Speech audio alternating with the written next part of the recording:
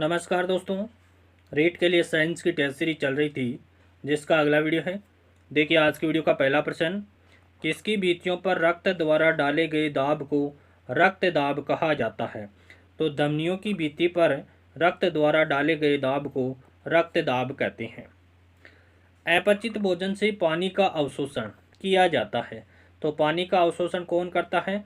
तो बड़ी आंत के द्वारा पानी का अवशोषण किया जाता है। किसके द्वारा? बड़ी आंत के द्वारा पानी का अवशोषण किया जाता है।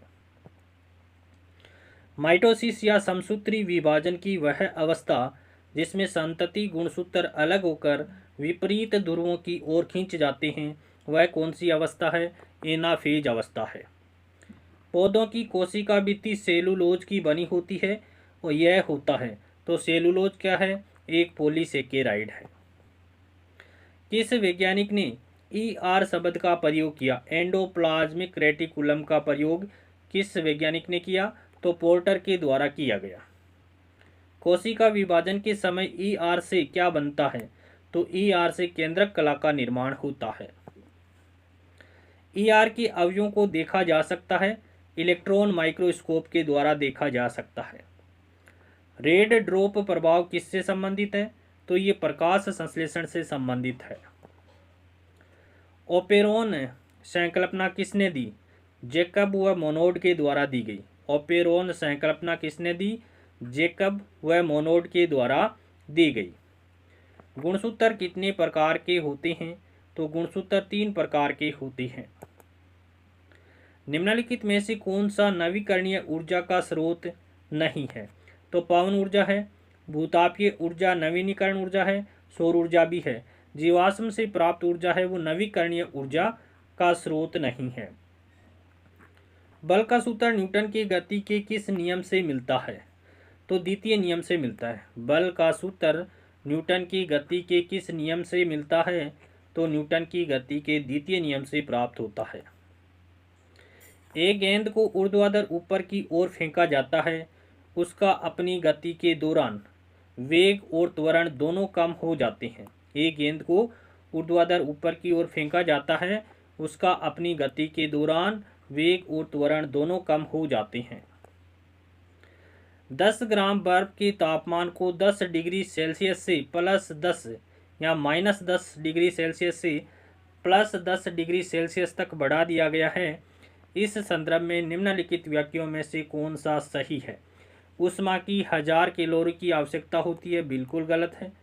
अवस्था परिवर्तन के लिए 800 कैलोरी की ऊष्मा आवश्यकता होती है, तो ये बिल्कुल सही है कि अवस्था परिवर्तन करने के लिए 800 कैलोरी ऊष्मा की आवश्यकता होती है।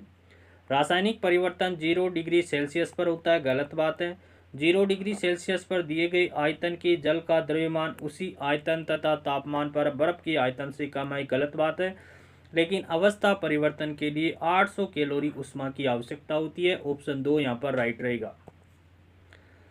फ़ारेनहाइट पैमाने में जल का क्वथनांक कितना होता है? किसमें? फ़ारेनहाइट पैमाने में जल का क्वथनांक 212 डिग्री फ़ारेनहाइट होता है। ऊष्मा किसके अंतर की परिणाम स्वरूप बहती है? तो तापमान के अंतर के कारण बहती है। उच्च तापमान से निम्न तापमान की ओर ऊष्मा का प्रवाह होता है।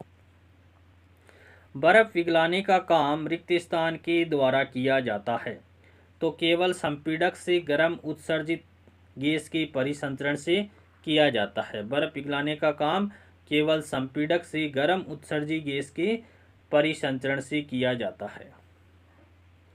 किसी रेफ्रिजरेटर में फ्रीजर शीर्ष पर रखा जाता है ताकि संवहन धाराओं के द्वारा अंदर की पूरी भाग को ठंडा रख सके। एक साधारण घड़ी गर्मी में सुस्त हो जाती है क्योंकि पेंडुलम की लंबाई बढ़ जाती है। गर्मियों में पेंडुलम की लंबाई बढ़ जाती है जिसके कारण दोलन काल है वो बढ़ जाता है। इस कारण से गर्मियों में घड़ी है वो सुस्त हो जाती है।